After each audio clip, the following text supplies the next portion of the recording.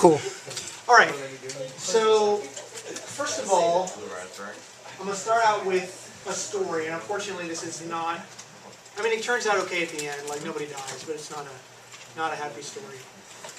So, I guess it was probably about 7 years ago now. It is a true story. I had a female student in my class, and then I had a male student in the same period who liked that female student. And he kept doing like awkward things, like he would sort of follow her around the school and do this kind of thing, and so she was a little skeeved out. And so she was like, man, this is, like, I feel uncomfortable around this kid. But then at the same time, so I was already sort of thinking about that, like how this situation is unpleasant. It's a shame because, like, I know what he thinks he's doing, and I know what his behavior looks like he's doing, and I wish he could see, like, what his behavior looks like from outside, because I'm sure it feels different to him when he's doing it. Like, he thinks, okay, this is what I'm doing. So, at the same time, I had a friend, not a student, but somebody who went to my church, who was dating a guy, and they'd been dating about a week, and she found out that he had purchased already a $800 engagement ring. And so she was a little weirded out by that. She said, you know what, we've only been going out a week. I'm not sure I'm okay with that. You know, you seem like a good guy, but that's maybe, like, I'm not sure I'm ready to commit to that level of something.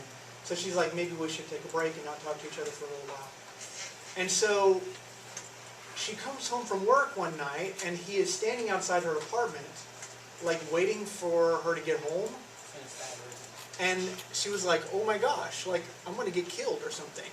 So she, like, just took off and drove over to a friend's house and hung out. She came back home again 2 hours later. He was still there, still waiting outside the apartment. And so she's like, this is not okay, because he's like, we've got to talk. I want to talk to you. You know, I have to explain to you how much I love you or whatever. And so I thought, like, I don't know if I just blew a gasket or something. I'm like, you know what? I'm a teacher. I can fix this. Yeah, super computer program. You know? Put on like a leotard. No. Super Mitchell. No, what I decided to do is I said, Computer program. and I'm not saying that, so I came home that night, I put together this PowerPoint in a couple hours. Because I'm not saying that you guys are socially awkward, right? Everybody in this room, you're totally awesome with members of the opposite sex. You always know what to say in every social situation, right? Right. But that's my exact line. the point is, I've been teaching computer science. I've taught the basics of programming to over 1,000 students in the last 15 years. And some of you guys are a little bit awkward. I also used to be the anime club. I was the anime club sponsor for a couple years before Miss Jury was hired by the district. And so what I have done is I have put together my hard-learned tips for not being creepy. And this is one of the most popular lectures I've ever given. I have given this talk at a computer science teacher conference in Cincinnati, where there were about 300 computer science teachers there, and they voted it best in show. They said, this is the best presentation we've seen this entire conference. So I have a little trophy. Also, I have been paid to come to the University of Texas at Austin and give this talk. So they actually gave me money. They're like, we'll pay you if you will come give this talk there. I've given this talk to teachers and stuff, so my hope is that it will be helpful to you or to someone you know. I have scratch paper right there in the back if anybody needs some scratch paper. You write some stuff down, or you could like open up Microsoft Word or something like that. You know. Okay, so we're going to start with some rules. All right, so first of all, this will be easier if I if I put some names, all right, so we're going to tell a story, and we're going to use this guy right here, he's Bob, right, so Bob is creepy, basically. This is Alice. Alice is someone that Bob has a crush on, okay, and Alice is not creepy, she's normal. Now, I do not mean to imply that the boy is always the creepy one. Okay, I have had plenty of creepy girl students in my teaching career. Okay, like, there's tons out there. It's just the story is easier to tell if I just pick somebody and tell it from his perspective. And so we're going to go with Bob and Alice. Mostly because I have more male students than female students typically.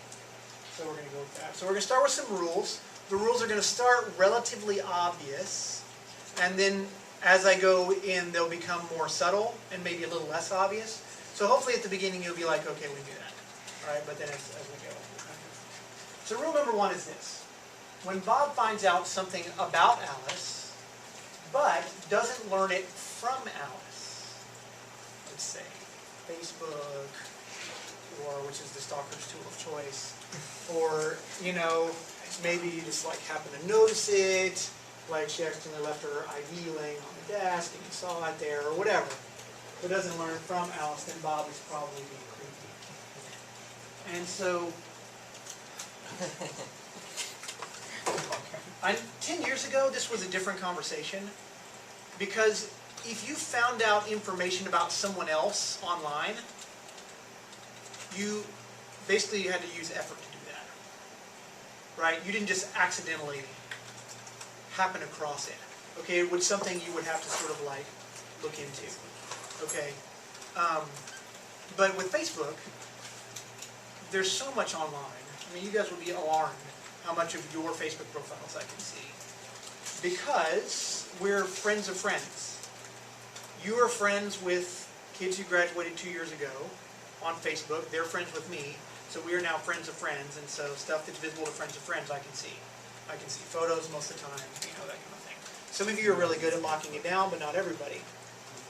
So the point is not necessarily to say that you are a bad person for knowing something about someone. Like I know your cell phone number, all right? And I'll tell you why. It is because at the beginning of the year, when we created an account, there was a little place in there where you could put your cell phone number if you wanted me to be able to text you for emergencies. Okay, so most of you did that. I don't actually remember if you did or not. So most of you did, right? And so, now I have your cell number. But that doesn't mean I'm going to go calling you. What I do, have you ever used a computer program where you go up in the menu and you see this menu option that's in there, but it's grayed out? Like it's present in the menu, but you can't select it because it's all gray and stuff, it's grayed out. That is what I do with information that I did not learn from a person directly. Okay? Whether it's their birthday, or whether it's their age, or their student ID number, or even like for gossip or something. If I hear, oh, so-and-so slept with so-and-so, did you hear that, whatever. It's like, the information may go in there, and I can't choose whether or not I remember it, by and large. I mean, I know 20-something digits of pi. I know my roommate in college, I know his driver's license number, right? Because I just happened to see it one day and it just stuck, right? That's not something I can control, okay? Maybe you were in, 0-hour statistics, and they had you put your phone number on a piece of paper that they passed around the room, and you happened to get it after someone else, and you noticed, and you just oh wait, the first 3 digits of that is the same as the first 3 digits of my phone number. That's kind of weird. Oh look, the last 4 digits is the same as my favorite Pokemon. In the who knows, right? The point is, it's in there even though you didn't get it directly. That's okay. Just don't use it. Just pretend you don't know. Okay? So if I'm going to call somebody, I'm going to ask them, hey, is it okay if I call you sometime? Can I get your phone number? Not because I need the phone number, right? Because I'm pretty sure I can find that without talking to her. But because I want permission to use the information that I may have from somewhere else. So just gray it out in your brain, just pretend it's not there. If you hear gossip about somebody, just gray it out there. Like, I need to make a sign that just says citation needed, like from Wikipedia. And so, like, I can just go around in my life and people say stuff and I'll just hold the sign. Citation needed. Anyways, that's rule number 1. Okay, rule number 2. When Bob wants Alice to know something about himself or whatever, and he gives the information to her in some way other than talking to her. Okay, like maybe putting a note, asking a friend to ask her something, sending her a message through Facebook, even if you're not friends or something, then Bob is probably creepy. So, like, let's say that hypothetically, when I was in, when Bob was in high school, if he put a note in Holly's saxophone case in the band hall saying, "Dear Holly, I think you're really pretty, signed someone special," right? That did not work so well for Bob. Holly did not, Alice did not see that note and say, "Oh wow, some anonymous person thinks I'm cute, man, I feel great," Like, it was not a good situation. Or it would, had it happened, if it were to occur, I feel pretty sure that probably it wouldn't be a good situation. Okay. There we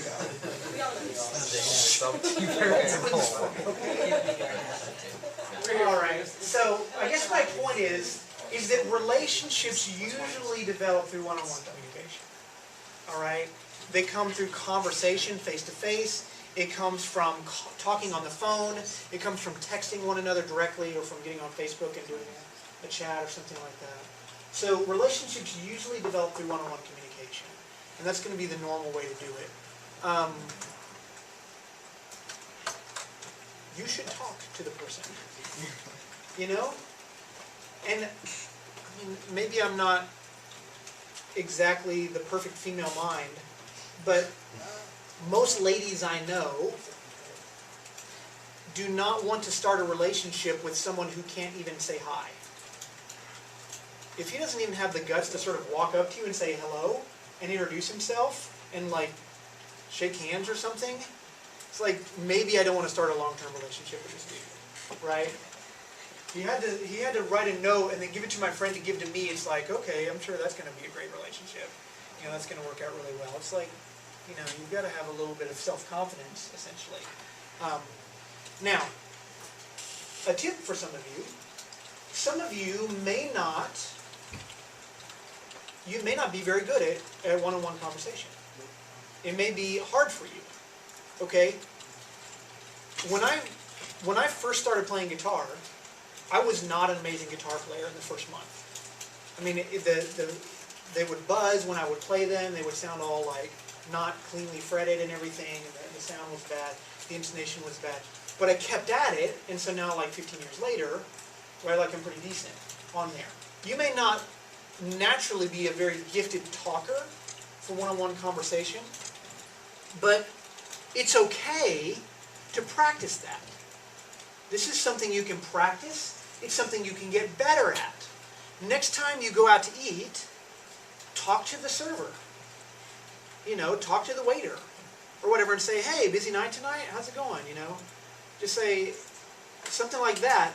Practice just striking up a conversation with people you don't know very well, because then you will get better at it and you will get less freaked out when you need to do it. Well, next time you go to HEB, just be like, "Yeah, is it, so, how much longer do you have? You look stressed. It's been a rough day," or whatever. Just like try to, and don't like talk to him for an hour, okay, because they're at work, so that, but practice striking up conversations. Maybe somebody in the hall. I don't know if you've noticed that sometimes when I'm out in the hall, I'll just talk to some kid who's walking by that I don't even know. Like, it's important to just talk to people, and most people are not going to be offended that you talk to them. Okay, and if they do, it's kind of their problem and not yours. But practice is something that can make your ability to have a brief conversation get better. Okay. Rule number 3. Now here's where we start to get a little more subtle with the rules. Rule number 3, even if Bob knows everything about Alice, it does not mean that Bob knows Alice. And this is what I call Natalie Portman syndrome. There's a rep for that. There is.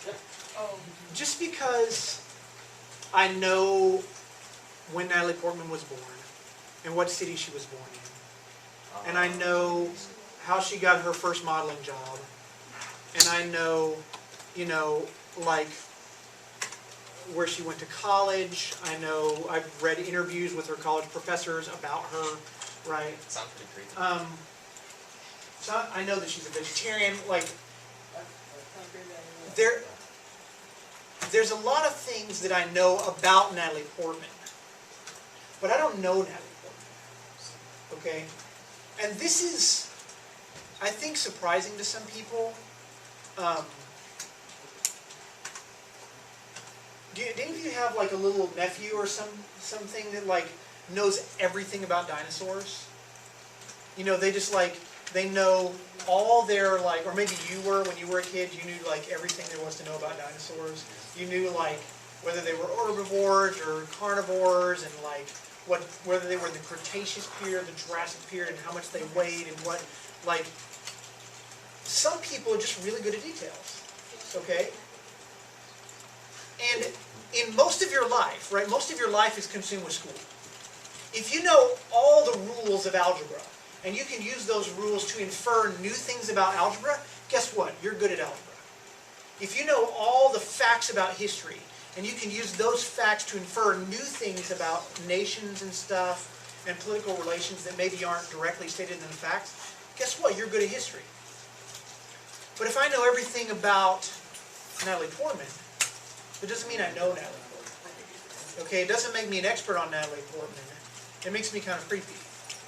And because people are illogical, right? They're inconsistent.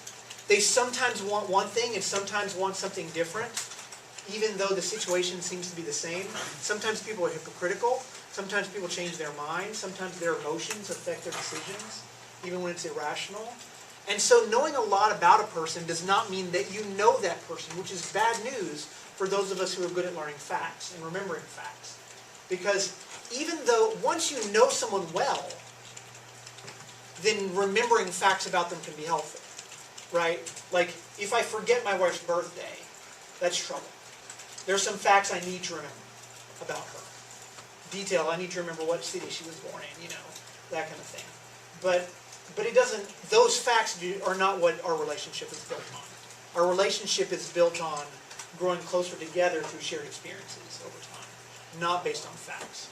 And there's nothing that really takes the place of like clock time, basically, for that. The calendar, for you to have a closer relationship with somebody, basically the calendar just has to go. There's not a lot that you can do to speed up that process, really, except spend time with one another. Okay, also, it does not mean that Alice wants to know anything about Bob. So, let's say that hypothetically, Bob was hanging out with a girl at UT. They were sort of like spending some time together. They were, kind of friends. Maybe Bob was a little interested in Alice at the time. And they got into a conversation, and Alice said, "Hey, you're a computer science major. What's all this about, like identity theft and like hacking and stuff?" And so they were talking about it. And so then the next day, as a joke, Bob gave Alice a 3x5 index card with her full name, her address, her parents' address, her social security number, her bank account number, her driver's license number, and her GPA. Not cute, but it's cute. Just as like, haha, see, it's not so hard, right? Do you know what did not happen? She did not go out with Alice did not say, "That's really sweet. You found out all these things without even talking to me. You know what? We should go out." Like, that's really makes me just want to know more about you, right? Like, you know all these things about me, so now I want to know these things about you, right? That is not how that went down. It went down, let's just say it went down differently. Okay? So, it also does not mean that she's happy about Bob knowing all about her. And I dated a girl one time. I met her I met her at church. We both went to the same church, and so I knew that she was in my church, but like it was a kind of big church, and I'd never really like spoken to her. And so one time I could tell, hey, this this person is like, we like ran into each other in the hall, we were like talking, and I could tell, okay, this, I don't know, I'm not very good at this, but I think this girl is like throwing signals at me that she would go out with me if I asked her. So I said, hey, let's go out. And so she's like, okay. And so we set up the date over email. She noticed that my email address was graham@grahammitchell.com, and she said, grahammitchell.com? And so she got on grahammitchell.com, and she read all 7 years of my blog on there, the entire thing. So then we show up for the first date, and I know her first name and her approximate age. I didn't know her last name, I didn't know where she worked, I didn't know what she did, And so I'm like, oh, hey, I went to UT Austin. She's like, I know. What? Oh, oh, I'm in a band. Oh, I know. And it was like, it's that whole thing about grayed out, right? You're in a band. Okay, so 2 bands actually. I felt really awkward because there was not a symmetry there between what I knew about her and between what she knew about me. Now, it was okay. Like, she wasn't doing it maliciously. I found out later she'd had a crush on me in church for like a year, and she'd just been like watching me, but I didn't like. Well, in the way that you're like just aware of people, but she didn't like make a move until I made the first move. But then she had all this pent up like desire to want to know stuff about me, and it was okay because then we dated for like 4 months or so, and eventually I knew as much about her as she knew about me. But anyway, but the point is it was awkward. And it made me feel a little awkward because I felt like she knew a lot about me, but I didn't know anything about her. And that's trouble. So that's rule number 3. Okay, rule number 4, this is what I call the stalker rule. And this is the rule that I think is the most subtle and the one that people have most trouble with. So first of all, I want you to imagine an imaginary scale here. You can call this a number line or a Likert scale. It's got 0 in the center. Positive numbers go to the right. Negative numbers go to the left. So what I'm claiming is that every person you've ever met has got either a positive or negative impression of you. And I'm not saying that they have like some list, right, that they keep that's like, okay, well, let's see. Steve is a +7, and then John is a -2. Like, I mean, maybe in 5th grade you did. Some of you, some of you boys, maybe even girls, you had like a list of the boys that you liked or whatever, and you just like had the list of like, he's a 4, he's a 3. So, Wouldn't that be the opposite? It's more like the girls. now I'm just saying, like, I know people did that in middle school, but the point is, Middle school. probably, my claim is that unless they've never even seen you ever in their life, they're not truly neutral. Okay? As soon as you become aware of them, as soon as you bump into each other in the hall, you see them from across the cafeteria, whatever, then it forces what was a neutral opinion to be either positive or negative with that first impression.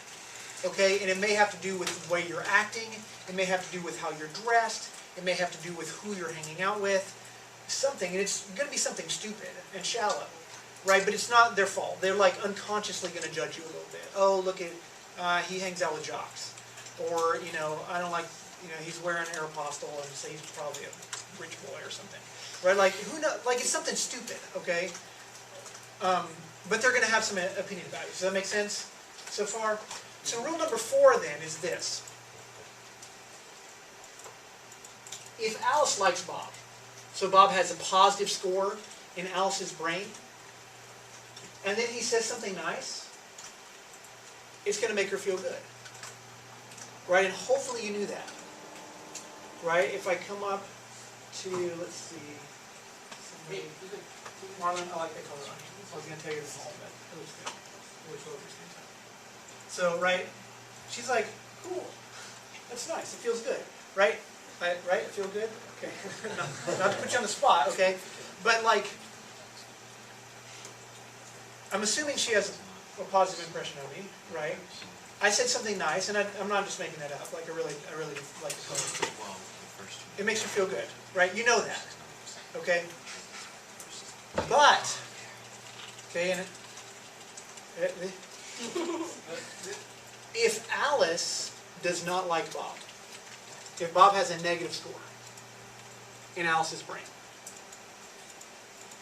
He can say the exact same thing in the exact same way, and she's going to be creeped out. So if I go up to Julie and say, hey, I like that skirt you have there. It's nice on your body. You know, like, okay, so pretend that some guy who she does not care for comes up to her in the hall and says, man, I really like that skirt. Here's what's going to happen. She's going to fake a smile. She's going to say thank you.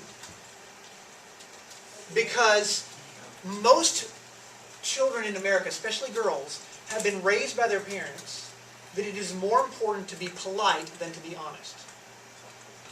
Okay? So she will fake a smile. She'll say thank you.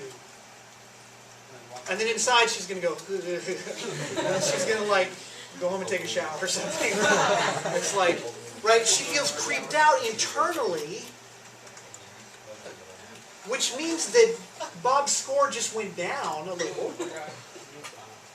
And what's worse for Bob is he thinks his score went up.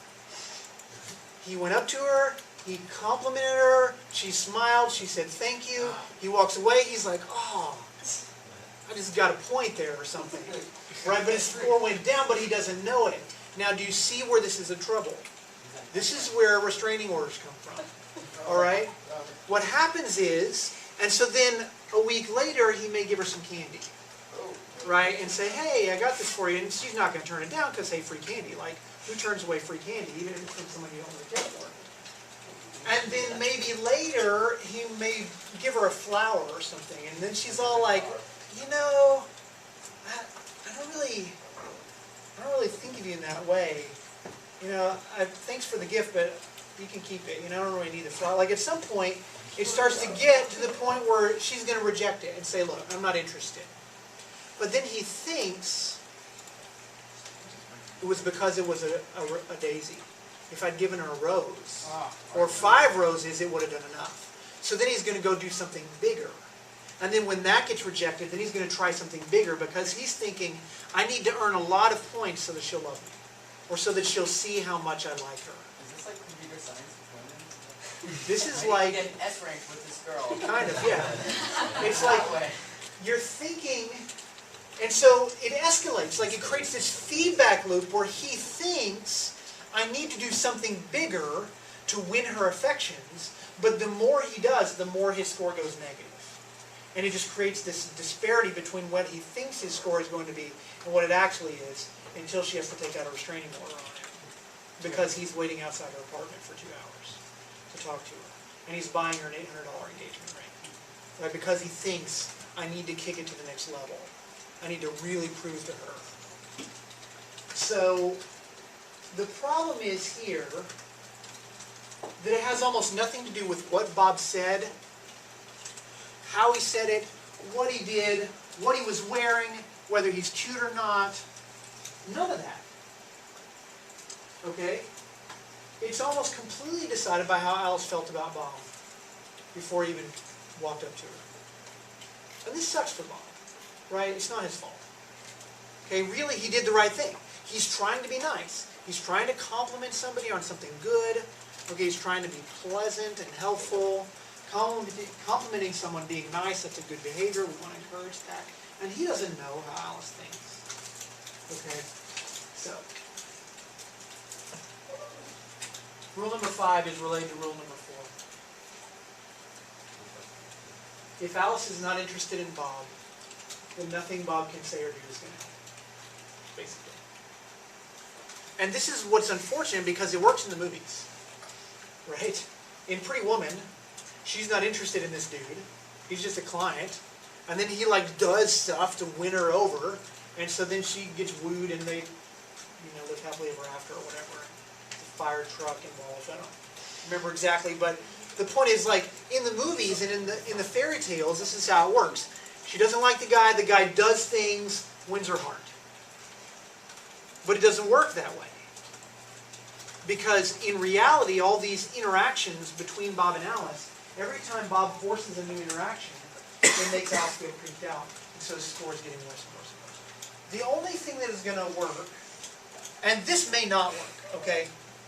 but nothing else will. The only thing that'll work is if she gets to watch from a safe distance. She gets to watch Bob interact with other people for a long period of time. Okay? Could be 6 months. Could be 2 years. Okay, in the case of the Social Security number girl, it was 11 years. Bob got matched up with her on a dating website, and they exchanged phone numbers and started talking. Right? And we lived happily now. No, that actually, I actually chose my wife instead, because I was on the dating set. So at the was same he? time with her. Yeah. I mean, what? I mean, Bob chose his one. You're on to my, hey now. So, here's my tip for Bob. If she's not interested, leave her alone. I know this is bad news, just give up. Because it's not going to help. And you're making her feel bad. I know you're sweet and you're trying to do the right thing. Just leave it be. Maybe 2 years from now you'll have another chance. But for now, keep your distance and that'll make it better. It's depressing. It is depressing. It really is. But Bob probably prefers honesty to politeness. Alice usually prefers politeness to honesty. She's been trained to be polite even if it means being less than honest. But Bob usually prefers honesty. I cannot tell you how much my life in college would have been easier if I had had girls just tell me, look, I am not interested in you romantically, and nothing you will do is ever going to change that. We can hang out because I like spending time with you, but I'm not going to date you ever. They'd be like, cool, cross you off the list. Move on to the next one, right? Yeah. Like it would not have crushed me. I mean, maybe briefly, but I'm going to get over it, right? So anyway. Okay, let me talk about relationships for a little bit. This is something that I think a lot of kids get wrong, especially at the middle school level and the high school level, about how the stages of a normal relationship are supposed to go.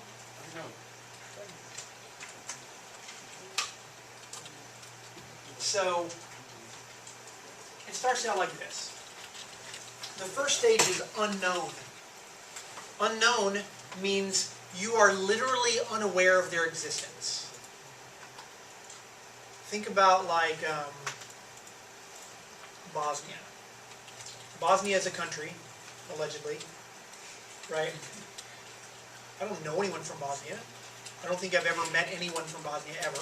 I don't think anybody has. Right. Like the point is, I've seen photos that, okay, according to Wikipedia, there's hundreds of thousands of people who live in Bosnia, probably millions, you know. But they are unknown to me. There's some woman in Bosnia, she's unknown to me. I literally don't know that she exists, except in the like Wikipedia sense, right? That the facts tell me that there are people there. But we are literally unknown to each other. Okay? Now, contrast that with, I'm driving down 183 in my car, I see some guy come the other way. And I look into the car and I see there is a person there. And then we pass. We are no longer unknown. We are now strangers. Okay? I'm now aware that this guy exists. I don't know anything about him, except what I can infer from stupid surface level stuff. Like, maybe his age tells me something about him. Maybe he's got a like bumper sticker. I guess if he's that way, I don't. But you know, right? Or maybe he's driving a.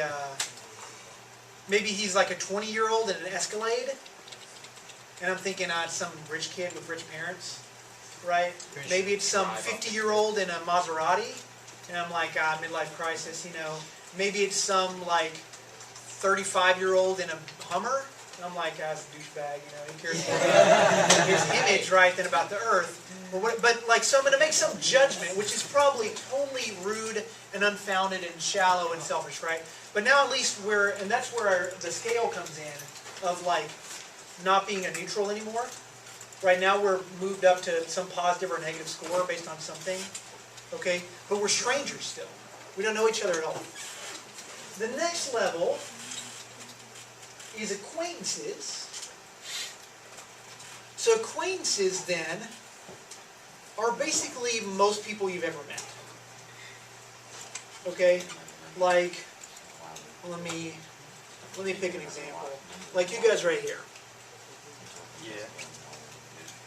You guys didn't hang out a ton before you were in this class together. I assume. You guys like go over each other's house all the time. No. Anything not really. Had you met each other before this class? Yeah. Okay. So, you guys ever like ask each other for help on programs or anything? Yeah. See, okay. Woo. Perfect example. These guys, yeah, these guys are acquaintances. Okay? They know each other's names, probably, maybe not. It's okay, I don't know your names either. It's cool. They know each other's names, right? They're friendly to one another. They're not rude. It's not like he thinks he's a jerk or something, right? You don't really hang out all the time. But you're like, but you're not friends, right? Yeah. Like, what do you have 8th period? Didn't he? Okay, what do you have 8th period? Pre-cal. Okay, so 8th period ends and you're walking out to the parking lot to your cars. Do you go hang out together? Like, no, right? They're not friends. They're not spending time with each other on purpose. They're just like, they just happen to be sitting next to each other because of the seating chart or whatever. They're acquaintances. Okay, most of your friends on Facebook, I hate to break it to you, they're not your friends. Okay, they're just acquaintances. All right, now some people are real strict and they only add Facebook friends who are really friends in real life. But most people don't. Most people add anyone who they basically know at all on Facebook as acquaintances. I'm proud of Facebook because they now have a little checkbox for that. Whenever you add a new friend, you can choose close friends or acquaintances. Oh, really? Yeah, as you're in the little drop-down menu there. It just sort of They like... don't have a total stranger one. Right, yeah. Total stranger, but I feel like I have to add them anyway. But I like how they have that, do you know this person in real life thing? Yes. It's Your like, question deny it, someone can't say sends that. you a friend Right. request and like you have no mutual friends. True, right, yeah. That worries A me. little suspicious. So, those are acquaintances, all right? So, most of your life, most of the people around you will be acquaintances, okay? You're in the same place at the same time. You interact with each other because you find yourself near each other. You seem like an okay person. You don't have ill will against them. Like most of the teachers in this school, they're acquaintances with me. I know their names, I know stuff about them, you know, I may have seen photos of their children. We're not friends, like I've never been over to their house. Okay, I've never shared a meal with them. We're not friends, okay? To be friends, there has to be mutuality, okay? If I think you're my friend, but you don't think you're my friend, we're not friends. We both have to basically want to spend time with each other. You sit by each other at lunch, okay? That's friendship. Friendship for you guys has happened accidentally, organically, because you are legally required to be at school 6 hours a day. Like, if you don't go to school, they actually send the cops to your house, right? It's truancy laws, right? They'll fine your family. Right, no, you have to go to school. They'll get a ticket. If they don't make you go to school, they'll be ticketed, right? It's the law's called truancy. Is that even after you turn 18? No. No? So you can't get in Depends trouble on the for state. truancy after you turn 18? Texas 16 maybe. Anyway, the point is, you spend time with these people. Okay, you are, for every 100 people you meet, you might click with like 6 or 7. Just kind of like click with them. Out of 100 maybe. Out of those 6 or 7, you may become really close with maybe 1 or maybe 2. For now, that's not a problem because you're in high school and you're surrounded by literally 1,000 other people. And so you have all these people you bump up against, and so you tend to find somebody you kind of get along with. Once you graduate high school, that's not going to happen accidentally anymore, which can be troubling for some people. You can be used to this, like, I always had friends, and now my friends aren't with me in college, and I don't have to spend as much time with my college people, and so I don't naturally meet enough people to find people to click with. Right? And so just be aware, that may happen to you at some point. You may have to sort of intentionally find a place where you can sort of interact with a lot of people, just so that you can find people to click with. My parents don't have friends. Right, that's pretty common. A lot of your parents don't have close friends, because it's difficult to meet people They don't have friends. in a way, right? They stay at home, Okay, hang out with their kids. so that's friendship. Friendship's a very broad category. You can be friends that just hang out a little bit. You can be friends that spend like most of every day together for years and years and years. I've got a friend that I still see him once a week or so. We have been best friends since 9th grade. Mr. Mitchell's my best friend. That's not true, You're my best friend. but it's not mutual, sir. Sorry to say. Sorry to say. I'm friendly toward him, but it's a professional relationship. Or what passes for professional for me anyway. Okay, I'm so, gonna steal your identity. okay, next level. If there's romantic interest in there, then you can move on to dating. All right? So, if there's romantic interest there, you might decide you want to go on a date. And here's where I'm going to make a plea to you. Please, please, please do not make dating such a big deal. Please do not make dating such a big deal. Dating, as in, let's go out to eat, let's go see a movie. It should be, it's not in most of America, but it should be casual. You should be able to go out with somebody one night, go out with somebody different the next night, go out with somebody different the night after that, and go out on a couple dates with somebody just to see what happens. And then if nothing happens, then just go back to being friends. People make dating into this huge thing where you have to like want to marry them before you even ask them out for the first time.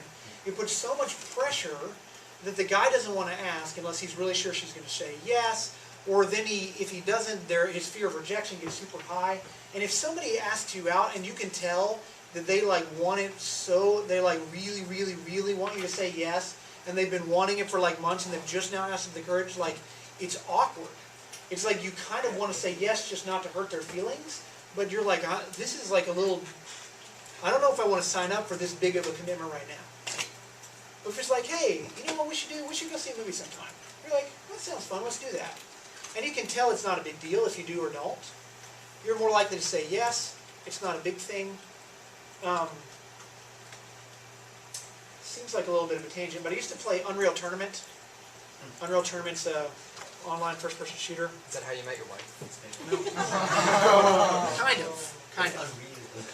So, I'm pretty good at first-person shooters. I can usually hit what I'm aiming at, especially on the computer where I can use a mouse and a keyboard. I'm not as good with a Xbox 360 controller or whatever. But I generally hit what I'm aiming at. I usually get like strategy of mapping and stuff like that. Like I'm decent. So I would play these games online, and I would end the match at the very bottom of the ladder. Like, I would have like 12 kills, 1 death, and that's the end. At the end of the match. And I would notice that these guys at the top would have like 150 kills, and they would have like 60 deaths. And I was a pro at not getting shot. And I'm not a camper, I'm not one of those guys who would like hide in one room and then just like poke out. But I was like good at not getting hit. And my score was low. And then one day I was like, you know what? Screw it. It's just a video game. I'm just going to like charge into rooms, even if I'm probably going to get shot, because who knows? I might not get shot, right? And just, I might win or something. And so I just started playing more riskily, I guess, more aggressively. And Risky business. and I didn't practice, I didn't change anything except that one thing mentally, and I went up to about the middle of the leaderboard. In like one match. Okay? And about 3 months later, I had an epiphany about dating. Did you know that for a long time I was never turned down by a girl? That literally every girl I'd ever asked out had said yes? And I had about 4 dates. You know? And I said, this is just like a real tournament. Like, I'm so afraid of getting shot down that I never asked. And so I don't have many successes. And so I started asking out more people more quickly, And two things happened. Not only was I not as freaked out about it because I didn't spend 3 months focusing on this one person. So it was a more casual feeling, so I was less skeevy when I asked. Because it wasn't going to destroy me if she said no. So I was less afraid to be rejected anyway, because it was a little more casual. But also, some of them said yes. And so I started getting a lot more dates, even if I was rejected some. Right? And so that's something that, again, practice makes perfect, and the more you do it is better. I think dating should be like that. Okay? If you cannot be friends with somebody and then go on a date or two with them and then say, you know what, I'm not really feeling it, let's just go back to being friends, let's not try to be romantic. If you cannot do that, then one of two things has happened. Either you did something on that date you shouldn't have. Okay, something that you should have maybe saved for when you, much later in the relationship, or you are emotionally immature. One of the two. And I wish that more people would date casually, because then you get more experiences to find out what you would like, and it doesn't make it such a big deal, so people aren't tied down as much. So I think it would be a good thing. If you've been dating for a while, 4, 5, 6 dates, and you're like, this is going really well, then you want to become exclusive. Right? There is a time for that. I'm not saying that you should always date whoever you want all the time. Right? At some point you say, let's date exclusively. Okay, only you and I are going to date. You're not allowed to date other people. I'm not allowed to date other people. Okay, and you start being more committed, and then you date. And again, this is just like friendship. That's a very broad category, right? It goes a long time this way. That's boyfriend-girlfriend stage. This is where you have fun together. You learn more about each other. The relationship grows because of shared experiences. You start dealing with conflict at some point, a few months in, things like that. This boyfriend-girlfriend stage should last a while, probably years and years. Probably not a week. A week before you get married, there's trouble. Okay? You decide you want to get married, okay? Then you become engaged. Engaged is what they call it when you're promised to be married to somebody, but the wedding hasn't happened yet. In olden days, like anywhere before about 50 years ago, well, not in America, but in most countries, and especially in the olden days, if you were engaged with somebody and you wanted to break it off, you literally had to get a certificate of divorce issued to you by the authorities to not be engaged to them anymore. Like, it was a thing that you would do just so that you were like legally committed to the person until the wedding happened. So you could have time to plan the wedding and get everybody to sign off on it, essentially. Nowadays, people stay engaged forever, and I think it's a terrible idea. I think you should date for 5 years if you want to, but don't be engaged for 5 years. And here's why.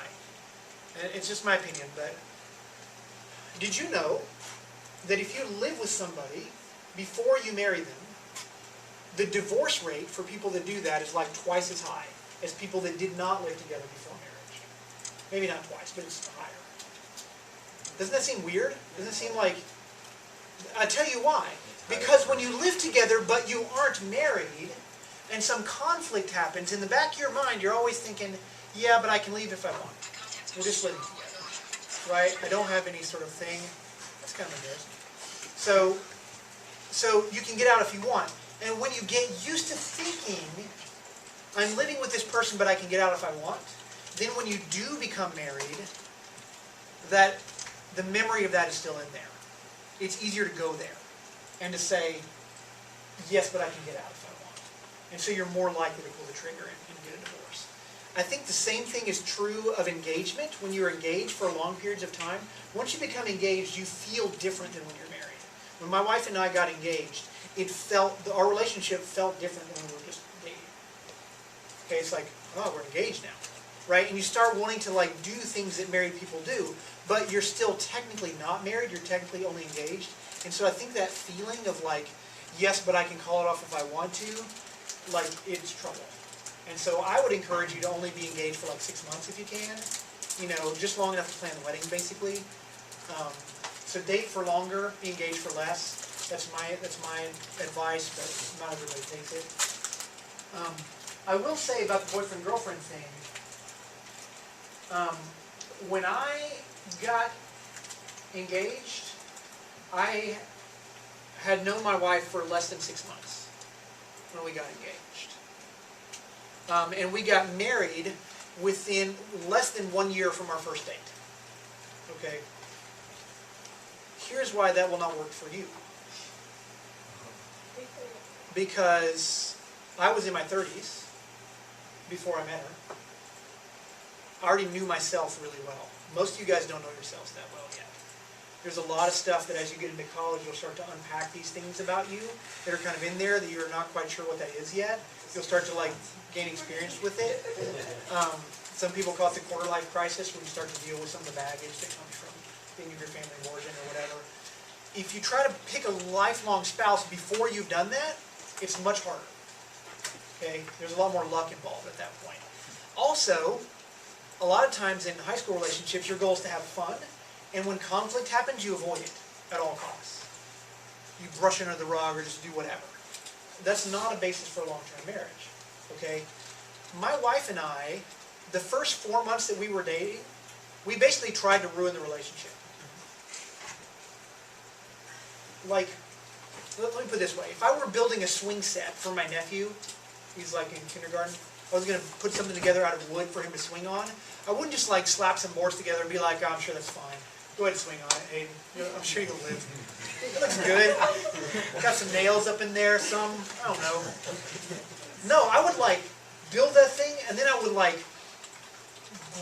hang on it and swing from it and stuff and be like, let me make sure this thing's not going to fall over before I put him on it. Okay, I would probably hire the football team and say, hey guys, come in here, all you guys just start doing pull-ups on this thing.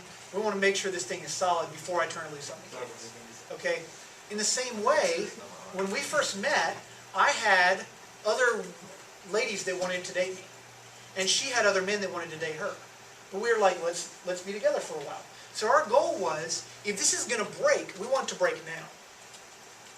And so we it's not like we tried to provoke conflict really, but we basically let everything happen. We didn't try to brush any conflict under the rug because we wanted to know, if this is going to break, we want to know it soon. And so because we already knew ourselves real well, because we already had some relational experience, quite a bit of relational experience, we were able, in the first 4 months, when I knew the worst things about her and she knew the worst things about me, and we still really, really liked each other, we're like, well, what can mess with this now? We've already, what could break this at this point? So at that point, it's let's go ahead and go forward with it, right? Or we need to call it off so we can move on to other people or whatever. Most of you guys are not in that place. And so I would encourage dating for a long time so that you have time to sort of experience people in all these different seasons of life. And then so you get married. And then with marriage is awesome. I love it. I'm a big fan. I recommend it. But anytime you have two people, there's going to be conflict. And you have to learn how to deal with conflict in a healthy way. It requires work. It's still something that requires effort. So, okay. So those are your stages there. All right. So as we're starting to wrap up here, we will get to, so maybe by now you might say, hey, let's do a little self-test. Okay? I'm seeing you talking here, not quite sure. Maybe I'm creepy. Right? I don't know. So here's some bullet points you can check off. People might think you're creepy if you follow people around. Okay? Or to the bathroom. Yeah, it's a little awkward.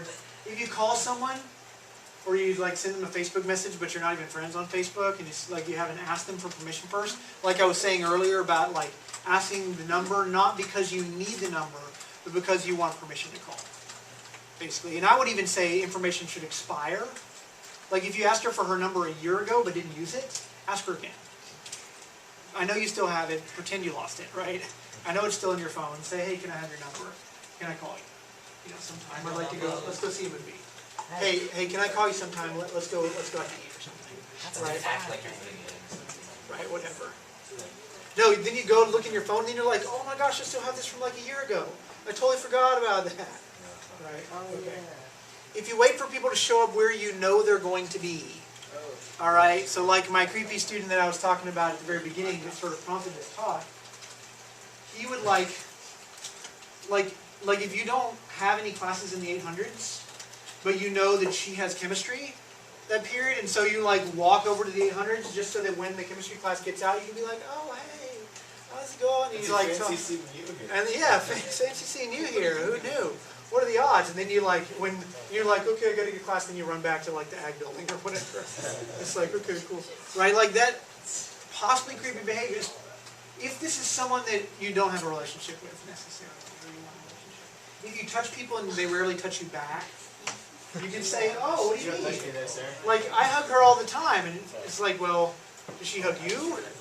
Right? Like my wife, we have cats. She likes to pick up her cats and like hug them. Most of the cats are not really into that. But they're 12 years old, they know the drill by now. She picks up the cat just kind of like, it has learned that struggling isn't going to make it get over any sooner.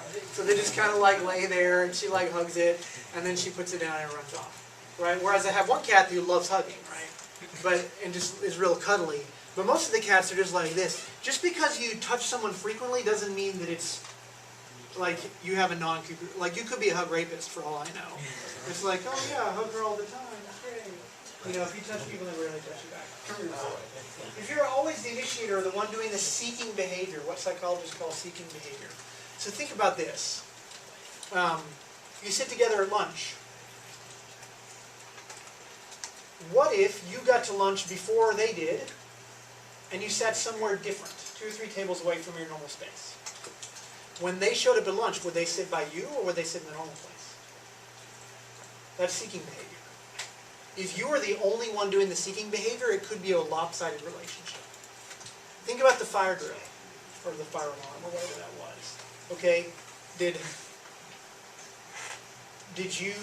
someone come over and find you, even if you weren't in the same class as they were? That's seeking behavior, right? That's a sign of interest. Lack of seeking behavior it communicates lack of interest. Okay, and that's something that's really easy to check. You can test that in a very non-creepy way. That's very easy to find out if they're seeking behavior. If you're always trying to buy or do nice things for somebody you're not dating, that can be a bad sign. If you leave anonymous notes, that can be a bad sign. Creeper behavior. It's cute unless it's from somebody who's creepy, right? Nobody's buying this $800. It's cute while it's not. Okay. So how can you tell if they're not interested? All right. So if they don't look at you when you're talking, lack of eye contact is a sign of lack of interest. Okay. I had a female student a few years ago. If you're seeing this video, I apologize. I would be like sitting in my computer, like grading, like this, and she would like talk at me for like 5 minutes straight, and I never looked at her. I never said, "Oh, really? That's interesting." And I was just grading, and she would just be like this, and I'm like, I'm not interested in what you're saying, you know? Like, I didn't say that to her, but this is, lack of eye contact is a sign of lack of interest, usually. If they never seek you out in a group, like we just talked about, if they never ask questions when you're talking, you're like, blah, blah, blah, blah, blah, blah, blah, and then you stop, and it's like silent for 10 seconds. Well, anyway, and then you just keep talking, that's probably a bad sign. Yeah, that's not a sign of like, yeah, I know, crazy. What's kind of like, the conversation is like a fire, and the fire dies down, and I'm afraid to like stir the ashes at all because it might kick back up again. So just like, That's a fire. maybe I'll just stop talking now. You know, right? That's a lag. Like if you don't ask questions, if they're interested in the conversation, they'll say, "Oh my gosh, really? Like how? That sounds so weird." And what did she say then? You know, whatever. Like they'll ask leading questions in order to keep the fire going, right? In the conversation. If they have closed body language, okay. So let me show you.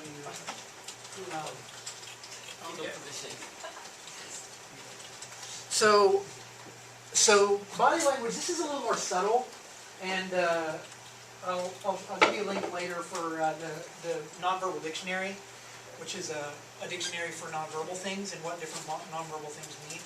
So open body language is going to look like this. Okay, I'm sitting up relatively straight. I'm looking at you, right? Like I'm facing you. there's not a lot of tenseness in my shoulders and in my muscles and things like that. Like I'm relatively relaxed, okay? So I'm chilling like this. This is an open body language. It usually communicates that I'm interested in what you have to say. Now, closed body language is when you turn off axis. Okay, if you're like this, and the person is talking to you, and you're facing this way. If your arms are crossed, like if there's tenseness in the muscles here, if the face is pointed down instead of up, if it's angled like this, or if the eyes are closed a little bit, that's all part of closed body language. Sometimes the legs are crossed. I even saw one where this guy was in the cafeteria, because I have lunch duty during the spring. This guy was talking to a girl across the thing, and he was facing her, and she was literally like this.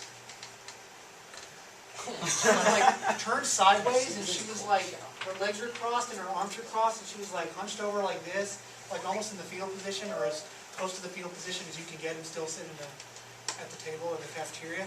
And she was just like screaming this body language to say that she wasn't interested. But the thing is, most creepy bobs, they're bad at reading body language. They're bad at reading facial expressions. They're bad at reading, closed body language. Now, not all arms crossed is closed. Okay, your legs are crossed, but it's not because you've got closed body language. It's because it's more comfortable to cross your legs sometimes. When you're crossing your arms and seeing like that, sometimes it's just comfortable. Okay, so not all arm crossing is closed arm crossing. And that's something where it takes experience to try to get a good feel for what's what. But that's something that you can sort of look for that can communicate lack of interest. So here's the test. In private, ask a friend or two, do people think I'm creepy? Now, don't ask Alice, because she'll probably lie. All right, remember, she's been trained that it's more important to be polite than to be honest. Okay, just ask someone else, do people think I'm creepy? Right, and then you can follow it up. Well, then what sorts of things do I do that people think are creepy? And they can sort of talk about these things. What do I do that's creepy? What do I do that's creepy? Now, one last thing before I'm done. I stole this from Jeff Bigler at MIT. I thought this was fabulous. He has a couple paragraphs about it online. Thought it was a good idea, so I stole it. Tact filters. You know what tact is? It's like the way that you operate, and that's decent for society. Okay, that's basically it. What? Sort of. It has to do with the word tactile, meaning having a deft touch. The Latin root, tacitus or something. So it's your tactics for social encounters. It's your tactics for social encounters. Tact is where you have something that you're thinking, but instead of saying what you're exactly thinking, you rephrase it to be something similar, but slightly less offensive. More polite. Yes. It's like, okay, let's say that you and some friend of yours, let's say you're a girl, you're going out with one of your girlfriends, and you're going out to some, I don't know, go out to eat or whatever, and she's wearing this outfit that looks terrible. Like, her boobs are all hanging out, it's Gucci, it's just like a bad color, and you're like, this is not an appropriate outfit, you look like crap. But you don't want to say, you look like a hoochie. What you say instead is you say, oh man, that outfit you wore last week to the whatever, that was such a cute outfit on you. I was really hoping you would wear that tonight. Oh well, this one's pretty good, but I like that one so much better. And she's like, oh really? Okay, maybe next time I'll wear that. Right? So you're still communicating that other outfit is better than this one, but you're not saying exactly what you think. That's called tact. Okay? Most people that have been raised by two non-nerdy parents who's made any sort of effort, basically, at child rearing, are going to have some tact. Okay? So, normally, you say, instead of saying, that outfit makes you look like a slut, you say, that other outfit you wore last week was so much cuter. Okay, or whatever. And she's happy. Message received. Alright? And she says, oh, that hair color, I like the old hair color better, or whatever. Anyway, message received. Okay. Now, here's where you think I'm going to say that nerds don't have a tact filter, but that's not true. They do, it's just accidentally hooked up backwards. And so, have you ever noticed two like nerds in the hall, and they're talking to each other, and you're like, I can't believe you just said that? Like to his friend, and his friend doesn't even seem to like notice. He's like, man, those pants look trashy. You look like a doofus. He's like, oh yeah? Oh well. You know, I guess I'll wear some, you know. It's like, it totally just bounces off of him, right? That's because they're both nerds, and they both have a tact filter backwards. So he says exactly what he thinks, and then the other guy puts tact on it on the other end. Okay? And he's like, he's cool. And then he says whatever, like I was talking to Tevin, you know, Tevin and Devin. Tevin and Devin, they seem like they don't even like each other if you see them talking sometimes, because they are so direct with one another that it almost seems like they're angry at each other, because they'll say things and you're like, I can't believe you just said that, right? You may experience it as well. Or like how they talk about each other. Right, like you have this bond because you know you're cool with each other. You can say exactly what you think and it's not going to hurt his feelings. Right? So, Tevin and Devin. anyway. Who names their kid Tevin and Devin? And they're twins. You know, twins, parents of twins often want the names to be cute for some reason, and oh well, what are you going to do? Okay, now do you see where there's a problem here? Yeah. Right? So he is used to saying exactly what he thinks, she's used to tact being applied on the things on the way in, and bam, it's not well received. And so what you may think, right, you nerds, you may think, I am just being clear. Like when two engineers are talking about whether or not this car is going to blow up on the middle of the road, it doesn't care whether I like this engineer or not, or it doesn't, like, this is a bad design. This is going to explode and people, like, at some point, the truth is more important than your feelings about the truth. Okay? And so that's appropriate in some situations. But in a situation like this, have you ever, like, put your headphones in, and like you forgot they were turned up really loud, and you put them in for a second, and it's like, it's so loud you can't even hear what song it is?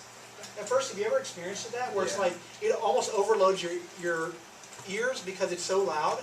That's what's happening here. The communication is so direct, it almost like throws a breaker. Like it almost overloads her emotional senses. And so she doesn't understand what you are saying because it's so direct. It like throws off alarms. And she actually hears you worse than if you were more polite. Even if your polite thing is less true. Does that make sense? Like you can actually overload the person's emotional senses by speaking too directly, and they actually will be so overwhelmed by emotion they're not clearly hearing what you're saying. They'll just feel attacked instead of like information is being passed. But the converse is also trouble. Because she's used to applying tact on the things that she says, he's used to applying additional tact to the things that he hears. And so she may want to say, I am not romantically interested in you in any way. Okay, I will never date you. You seem like an okay guy, I don't mind spending time with you, you're fun to talk to, but I'm not romantically interested at all, and I never will be, so don't bother. That's what she wants to say. That feels pretty rude to say that. So what she says is, you know what, I think we're better as friends. We good back again? Okay. So I know that I'm not stupid, like mathematically, but they're saying I'm stupid, so it's like, they're just trying to hurt my feelings, I guess? Like maybe they're basically saying, I don't like you right now, and I like to accuse people of things that are like provably false. I'm like, thanks for sharing? You know, you're really stupid. I'm like, okay, that doesn't even make sense because I'm not, and I guess you're just trying to make me mad, but you're frequently mistaken about basic facts. So like gray or something, you know. Anyway, so it gets lost. So my advice for Alice, okay, sometimes it's okay to be pretty direct. You might feel very rude, actually, because you're used to being polite, and sometimes he's just not hearing what you're trying to say. Because it's so polite and it's being softened so much, sometimes you may have to be a lot more direct than you're comfortable with, and you may feel like you're being a jerk, in order for him to even hear what you're trying to say. And that's okay sometimes. Okay? For Bob, try to be a word ninja. Like, don't think about what's the most accurate thing I can say? Think about, how can I phrase this in such a way so that my meaning can sneak through her defenses? So that she hears what I'm trying to say without being hurt, or without feeling attacked. Okay, and that's something you can probably do, right? Most of you guys are pretty verbal. You're pretty good with words when you want to be. It's just something that you have to take effort for to try to sneak in. Can I get an amen? Right. So, if you want to download a copy of this talk, Don'tBeCreepy.com. you can go to don'tbecreepy.com, which is not a joke. You can actually download this PowerPoint we just saw from there. If you want to know other times when I'm giving this talk, the talk dates are posted on there. Also, there's a Facebook page that you can be a fan of, or what do they call it, liking. You can like the page. So if you want to be a liker of the page, then you can go to Facebook and like the Don't Be Creepy page. And I will post links. You know, whenever I run across an article that I think is interesting, then I like to post something about it on there. Cool. Any questions about that? Nope. Yes. Oh, about code?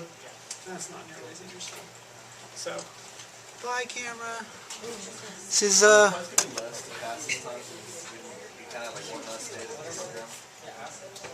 oh, because of this? It's November 8th, 2011. So, at this point in the talk, you may be saying, Mr. Mitchell, I think I might be creepy. How do I know? Right? So, I've got a little test.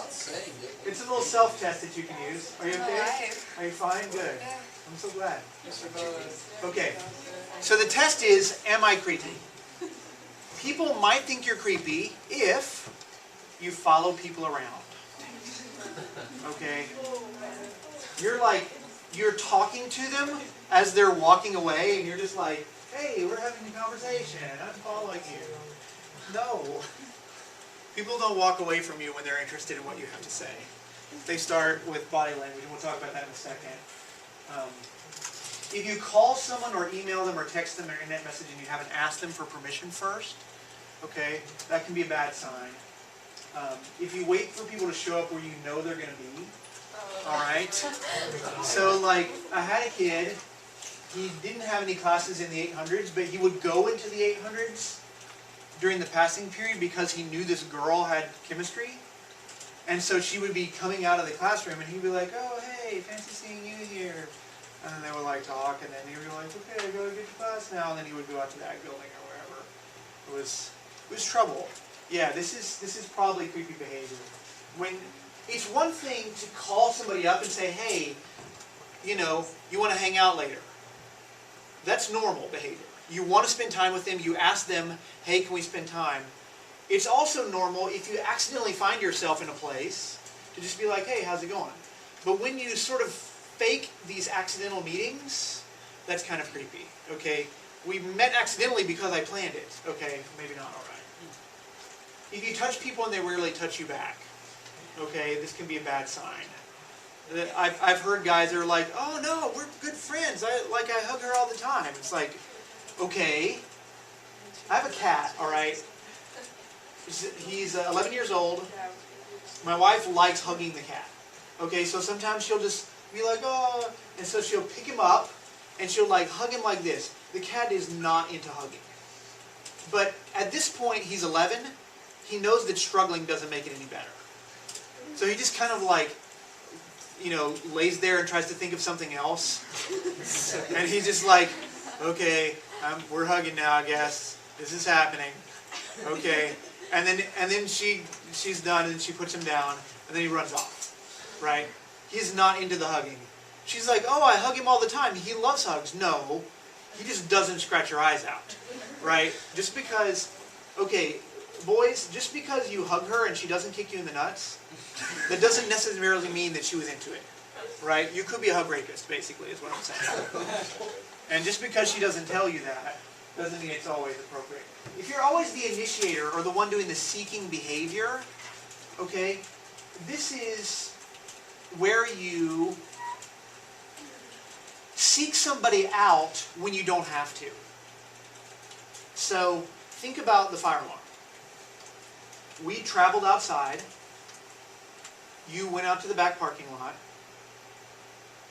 Did anybody come up to you who wasn't in this room and who didn't walk out there with you? But once you were out there, they kind of came up and you were like hanging out there. That's called seeking behavior, psychologists call it. Seeking behavior is where you intentionally go to where someone else is because you like to spend time with them. So if someone came up to you when you were in the parking lot, because this is a huge parking lot, they could have been anywhere, but they came up to you, right? That means that they like being around you, right? They enjoy your company. And so that's called seeking behavior, and that's good. If you were the only one doing the seeking behavior, then you might be creepy.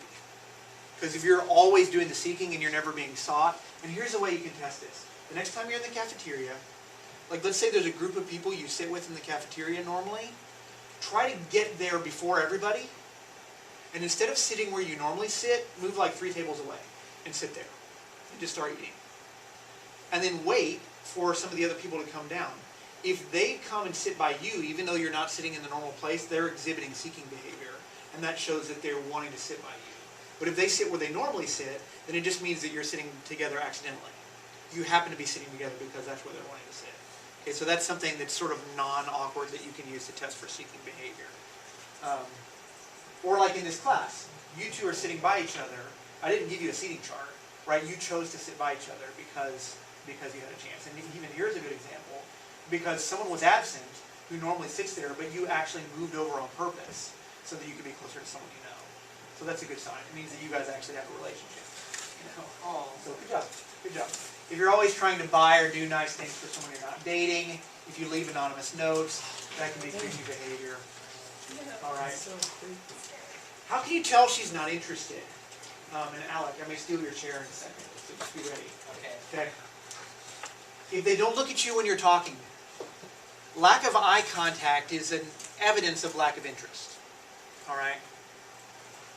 If they never seek you out in a group, that can be an evidence of the fact that they're not interested in what you have to say. If they never ask questions when you're talking, so think about your conversation is like a fire, and it's burning, burning, burning, and then finally it burns down, and they're just like afraid to say anything. They don't want to like accidentally make a spark go back up again. They want the conversation to stop, and so they just don't say anything. And then you start talking again, like a minute later. That's a bad sign. A normal person who's into the conversation will say, "Oh, really? What? You know, that's so weird. You know, what happened after that?" Like they'll ask leading questions to encourage you to continue the conversation. But if they never do that, then that could be a sign that they're not interested in what you have to say.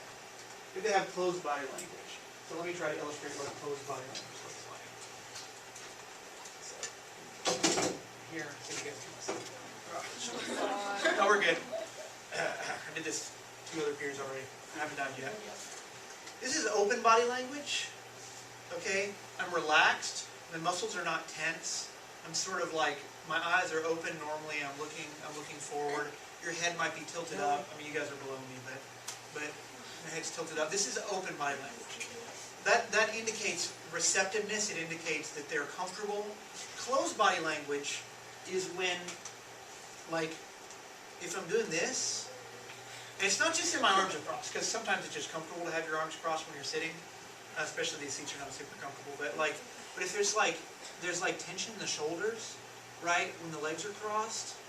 Okay, I saw a guy in the cafeteria because I have lunch duty during the spring. He was talking to the girl, and he was talking to her, and she was literally like this. She was turned off axis. Her legs are crossed. Her arms are crossed. She was like this.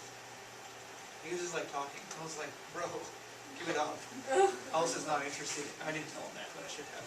She's not interested, right? So like being off axis, being sort of hunched down, or sometimes if you sort of like lean back to kind of put distance between you and the other person, having your face a little constricted. So muscle tightness is a good sign of lack of interest. So closed body language can be a sign that they're trying to communicate to you non-verbally that they're not interested in what you have to say.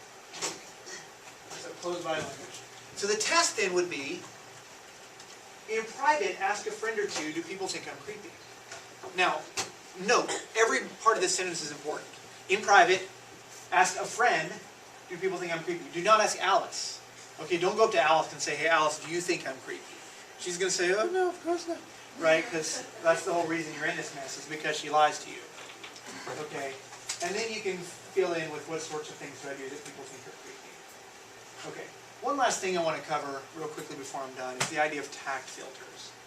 Tact filters, you know, tact is where you have something that you want to say, but instead you say something that's slightly less rude, but it gets the same idea across.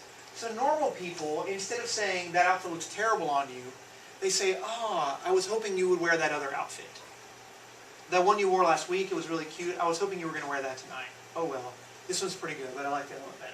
Right? You're not being quite as rude, but the message is still being given across. And it's received on the other end. She has something she wants to say, she puts tact on it instead, and then it's received well. Now with nerds, okay, unfortunately, their tact filter is backwards. They say exactly what they're thinking, and then they apply tact to whatever they hear. Have you ever noticed two nerds that are, like, incredibly rude to each other, but then they don't seem to, like, it doesn't faze them? He says something and you're like, oh my gosh, I can't believe you just said that to him. And then it doesn't seem to, like, bother him at all. That's because his tact filter is backwards. He applies tact filter to the thing he hears. So, and, you know, everything's fine. And then he says exactly what he's thinking, and it's fine. Okay, now can you see where there's a problem here? Yes. Because the message is so direct that she's not used to hearing things that are that straightforward. And it's actually like the, what do you call it? The emotional content is so strong, it almost like throws a breaker. Like she puts her shields up. Because it's like an attack. It's like a missile coming at you. Instead of normal humans communicating, it feels like you're in an argument and they're like fighting you. And so it's like, ooh. And so he thinks that he's being heard more clearly because he's speaking exactly what he's thinking, but it's actually being heard less clearly because of the emotional content. And the opposite is also a problem. She wants to say, we'll never date you, but what she does say is, I think we're better off as friends. What he hears is, you're my friend. And so it's so softened that he doesn't know what's going on. So for Alice, you may have to be more direct than you're used to. You may have to feel rude almost if you're talking to a guy and you can tell that he's not picking up the signals. You may just have to straight out tell him in a very direct way that, hey, this is not okay. Like, I'm not interested in dating you, or whatever. And for Bob, try to be a word ninja. Don't always say exactly what you're thinking. See if there's a way that you can take your words and wrap them up. So, lucky for you, that's the last slide. You can download this talk at don'tbecreepy.com. You can get the PowerPoint there. You can also go on Facebook. I have a Don't Be Creepy page that you can like or be a fan of or whatever. Or you can just start posting. So anyway, have a good day, and guys. I'll see you next time.